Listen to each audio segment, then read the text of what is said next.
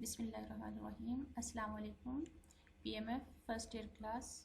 I am doctor Memuna Asma from Shahrukh Alam college of health sciences Multan. आज हम new chapter start करेंगे, nutrition. आमतौर पे न्यूट्रिशन, फूड, डाइट हम एक ही चीज़ समझ लेते हैं, इन्हें कंफ्यूज कर देते हैं, लेकिन इनमें थोड़ा सा डिफरेंस है। फूड खाम अशया होती है या रॉ मटेरियल होता है, लेकिन जो ग़िज़ा है वो तैयार करके जो खाने के काबिल बना दी जाती है वो ग़िज़ा कहलाती है, और उसमें जो ग़िज़ाई मादे होते हैं वो न्यूट्रिएटिव्स कहलाते हैं। अब हम इसकी एग्जांपल देखेंगे।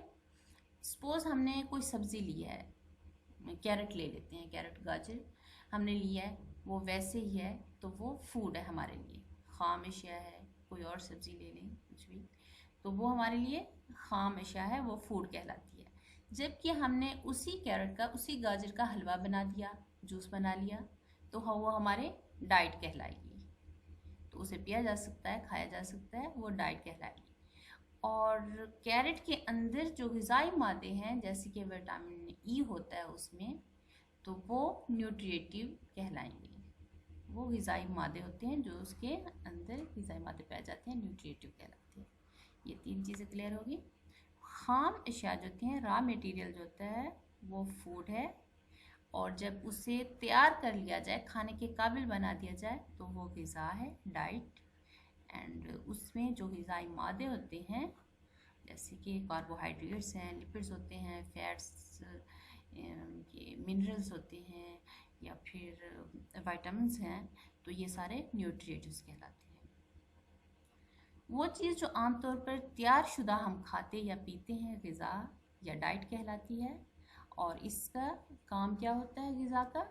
जिस्म की कारकर्दगी को बहाल रखने के लिए ताकत देती है। एक तो ये ताकत देती है, हमारी बॉडी में हर वक्त सैकड़ों काम हो रहे होते हैं, मुख्तलिफ फंक्शंस हो रहे होते हैं, जैसे कि हार्ट है तो ये ब्लड को पूरे जिस्म में सप्लाई कर रहा होता है, ब्रेन है पूरे बॉडी का ये सिस्टम चला रहा होता है, हमारे मसल्स हैं हमें मूव करने में मदद दे रहे हैं। तो हर एक के लिए ताकत चाहिए होती है, जो कि हम न्यूट्रिएटिव से हासिल करते हैं, और वो कहाँ से आती है? ग़िज़ा से, ग़िज़ा खुराक से हम लेते हैं। तो इस तरह जिस्म की कारकर्दगी को बहाल रखने के लिए ताकत की ज़रूरत होती है, जो कि हम फूड से हासिल करते हैं, न्यूट्रिशन। इसके अलावा जिस्म की नशोनुमा के लिए मदद देती है, ग्रोथ के लिए, बढ़ोतरी के लिए, उसके लिए भी खुराक, डाइट का होना बहुत ज़रूरी है। नेक्स्ट है, जिस्म को बीमारियों और जरासीमी इन्फेक्शन से बचाती है। इन्फेक्शियस डिजीज़ जो होती है उनसे बचाती है। जैसे कि हमने इम्यूनिटी का चैप्टर पढ़ा, तो उसमें हमने इम्यूनिटी बूस्ट करते हैं। जब हम अच्छी डाइट लेते हैं, बार बार ये बात की, तो उससे हमारी इम्यूनिटी स्ट्रॉन्ग होती है, बूस्टअप होती है, तो इससे हम इन्फेक्शियस डिजीज़ से महफूज रहते हैं। हमारी बॉडी में इतनी ताकत होती है कि जरासीमों का मुकाबला कर सकें। लेकिन आमतौर पर यही समझा जाता है कि ग़िज़ा सिर्फ भूख मिटाने के लिए खाई जाती है, लेकिन हमें ग़िज़ा की असल अहमियत का इल्म नहीं होता, ना जिस्म की ज़रूरत का शऊर और इल्म होता है कि जिस्म को कितनी कितनी मिकदार में कौन कौन से ग़िज़ाई अज्जा की ज़रूरत होती है, और ज़िंदा रहने, नशोनुमा और बीमारियों से बचने के लिए ये अहम ग़िज़ाई अज्जा किस किस खुर्दनी अशिया से मिल सकते हैं। हमारा कंसेप्ट यही है कि भूख लगी है, बस भूख मिटाने के लिए ही हम खुराक खाते हैं, लेकिन इसकी हमारी बॉडी को ज़रूरत होती है, और वो भी एक मिकदार इनकी होती है कि इतनी ही मिकदार, फ़लाँ चीज़ की इतनी मिकदार हमारी बॉडी को, इतनी कैलोरीज चाहिए, इतने विटामिन्स चाहिए, इतनी कार्बोहाइड्रेट्स चाहिए, तो वो इनकी जितनी ज़रूरत होती है उतनी ही लेनी चाहिए। ज़रूरत से ज़्यादा भी नुकसानदेह होता है और ज़रूरत से कम भी। तो ये ग़िज़ाई अशिया जो हैं ये कौन कौन सी होते हैं? फैट्स हैं, मिनरल्स धाते, जैसा कि कैल्शियम है, मैग्नीशियम है, सोडियम, ये जिंक है, तो ये हमारी बॉडी के लिए बहुत इम्पोर्टेंट होते हैं, हमारी बॉडी के मुख्तलिफ अफ़ाल सर अंजाम देने के लिए होते हैं। जैसे जिंक होते हैं हमारे हेयर्स, ये नेल्स, स्किन की ग्रोथ के लिए बहुत अच्छे होते हैं, या कैल्शियम है, सोडियम, ये हमारे अंदर के सिस्टम जो होता है इनको बहाल रखती हैं। हमारा पोटाशियम है, हमारा ये कार्डियक सिस्टम में इन्वॉल्व होते हैं, तो ये मिनरल्स बहुत ज़रूरी होती हैं। इसके अलावा कार्बोहाइड्रेट्स हैं जो कि अनाज वगैरह से हम हासिल करते हैं, प्रोटीन्स हैं, वाटर, वाइटामिन हैं, डाइटरी फाइबर्स हैं जो कि छिलके वाली जो सब्जियां होती हैं उनसे डाइटरी फाइबर्स हम हासिल करते हैं ज़्यादा, और शुगर। अब देखते हैं कि मेल न्यूट्रिशन क्या है। इसकी 2 टाइप्स होती हैं। अगर ग़िज़ा की जितनी हमारी बॉडी को ज़रूरत है उससे ज़्यादा हम ले लें तो वो भी मेल न्यूट्रिशन कहलाती है। मेल गलत न्यूट्रिशन, खुराक गलत खुराक, मेल न्यूट्रिशन कहलाती है। और जिस्म को जितनी ज़रूरत होती है उससे कम ली जाए तो भी मेल न्यूट्रिशन कहलाती है। इन दोनों की वजह से बीमारियां पैदा होती हैं जिन्हें मेल न्यूट्रिशन डिजीज़ कहते हैं। इनका इलाज सिर्फ रोज़मर्रा खुराक के मुतवाज़न करने, कंट्रोल और एहतियात से ही मुमकिन है, क्योंकि हम बैलेंस डाइट नहीं ले रहे होते। ये मेल न्यूट्रिशन होता है इसी वजह से, या ज़्यादा ले रहे हैं या कम ले रहे हैं। तो अगर हम बैलेंस डाइट लें तो इसे हम कंट्रोल कर सकते हैं। अब नेक्स्ट हम देखेंगे कि कौन कौन से ग़िज़ाई अज्जा हमें ज़रूरत होती हैं और वो किस खुराक से हम हासिल करते हैं और हमारे जिस्म में उनका क्या किरदार है। जो ग़िज़ाई अज्जा हमारी खुराक हमारे जिस्म को चाहिए होती हैं वो कौन कौन से हैं और वो किस किस चीज़ से हम हासिल कर सकते हैं। खुराक कौन सी खाएँ तो उसमें हमें कौन कौन सी चीज़ मिलेगी जो कि हमारी बॉडी को चाहिए, और हमारी बॉडी में उसका किरदार क्या होता है, वो क्या करती है, क्या काम से। सबसे पहले अहमियत या प्रोटीन्स आप लोगों ने नाम तो इन सब के सुने होंगे। आज देखते हैं खुराक कौन सी खाएं तो हमें प्रोटीन्स मिलेगी। गोश्त में होती हैं, बहुत वाफिर मिकदार में प्रोटीन्स होती हैं।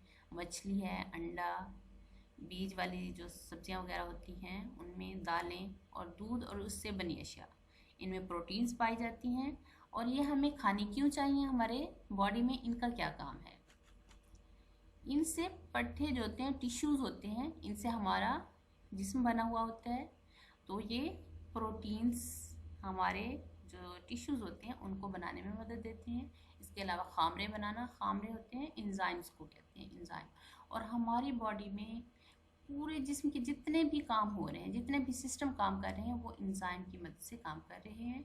जैसे डाइजेस्टिव सिस्टम के एंजाइम हैं, पेप्सिन है, ये मिल्क की डाइजेशन के लिए रेनिन होता है, लैक्टेज हैं। तो प्रोटीन डाइजेशन के लिए अमाइलेज होते हैं। हर सिस्टम के अलग से एंजाइम्स होते हैं, खामरे होते हैं जो कि प्रोटीन से बने होते हैं। तो इसके लिए खामरे बनाने में ये काम करते हैं प्रोटीन्स। नेक्स्ट है मुदाफ़ियाती अज्जा को बनाना, यानी बीमारियों के खिलाफ लड़ने वाले अज्जा बनाना। तो ये प्रोटीन के काम है। आगे कार्बोहाइड्रेट्स या निशास्ते ग़िज़ाई अज्जा का ये बहुत अहम हिस्सा होता है। और ये हम कहाँ से हासिल करते हैं, आलू, अनाज, दीगर सब्जियां, फल, चीनी, मिठाइयाँ, केक और बेकरी की बनी हुई चीज़ें, इनमें कार्बोहाइड्रेट्स पाए जाते हैं। इनका काम क्या होता है बॉडी में, एक तो होता है तवानाई देना, ताकत देना जिस्म को, ताकि हम काम कर सकें, मशक्क़त कर सकें। नीज़ जिसमें ज़ेर गर्दिश कीमियाई मादों को जिसमें वहाँ पहुँचाना जहाँ इनकी ज़रूरत है। जिस्म को गर्म करने का बंदोबस्त भी करते हैं। तो हमने मेडिसिन ली है, हम औरली ले रहे हैं, लेकिन हमारे गुर्दे में दर्द था, वहाँ तक पहुँचानी है, तो वो काम कौन करेगा, कार्बोहाइड्रेट्स उसे वहाँ तक ले जाएंगे। जिसमें ज़ेर गर्दिश कीमियाई मादों को जिसमें वहाँ पहुँचाना जहाँ इनकी ज़रूरत है। नेक्स्ट है रेशेदार या फाइबर्स। ये ज़्यादातर छिलके वाली सब्जियों में पाए जाती हैं। इसके अलावा साबित अनाज में, फलों सब्जियों में। तो इनका काम क्या होता है, खुराक के अज्जा को पकड़ जज्ब कराना, आंतों की हरकत को तेज़ करके फासिद और फालतू अज्जा को खारिज करना, भूख के एहसास को कम करना। तो ये फूड की जो हम खुराक खाते हैं उसकी एब्जॉर्प्शन करवाते हैं। एब्जॉर्प्शन कराने वाले ये बहुत ही अच्छे अवामिल होते हैं।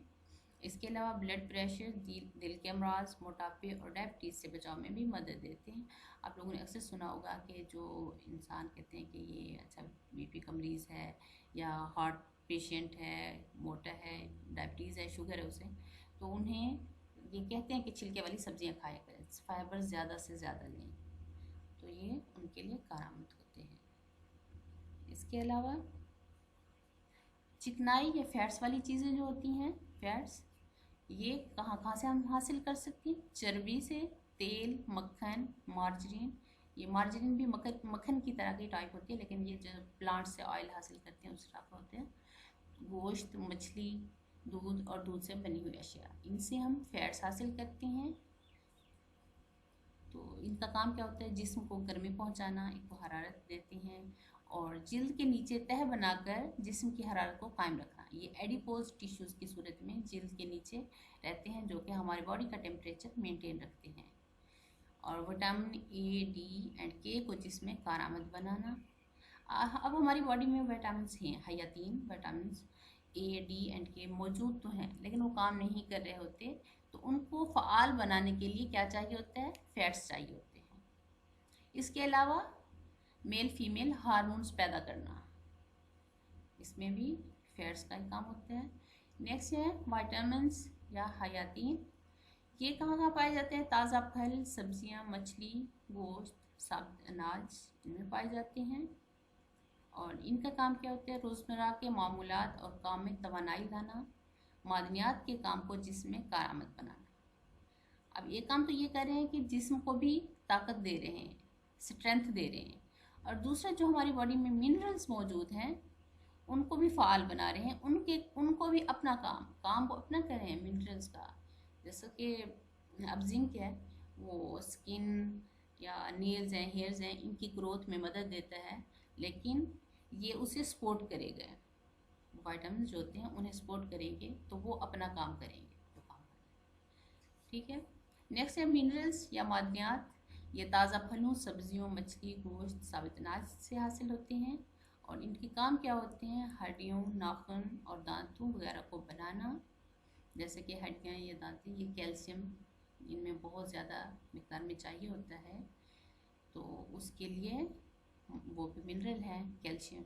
जिस्म के मुख्तलिफ हार्मोन को काम में मदद देना, हयातीन के अफ़ाल को मौसर करना, ये भी। अब देखिए विटामिन जो थे वो मिनरल्स को फ़ाल बना रहे थे, उनके काम में मदद कर रहे थे, और जो मिनरल्स हैं वो विटामिन्स को ये अल्टरनेटिवली अपना काम भी कर रहे हैं और दूसरे को भी सपोर्ट कर रहे हैं। तो इस तरह इनका हमारी बॉडी में बहुत ही अहम काम होते हैं और हमें इनकी ज़रूरत होती है, और एक ख़ास मिकदार में ज़रूरत होती है कि बॉडी में अब इतने विटामिन चाहिए, इतने, ये नहीं कि हद से ज़्यादा अगर हम ले लें तो वो भी नुकसानदेह होते हैं, वो मेल न्यूट्रिशन में आ जाते हैं। तो एक ख़ास मिकदार में हमें मिनरल्स हैं, विटामिन्स हैं, फैट्स हैं, कार्बोहाइड्रेट्स, प्रोटीन्स, फाइबर्स, ये सब एक ख़ास मिकदार में चाहिए होते हैं, और ये बॉडी के मुख्तलिफ फ़आल को काम सर अंजाम देते हैं।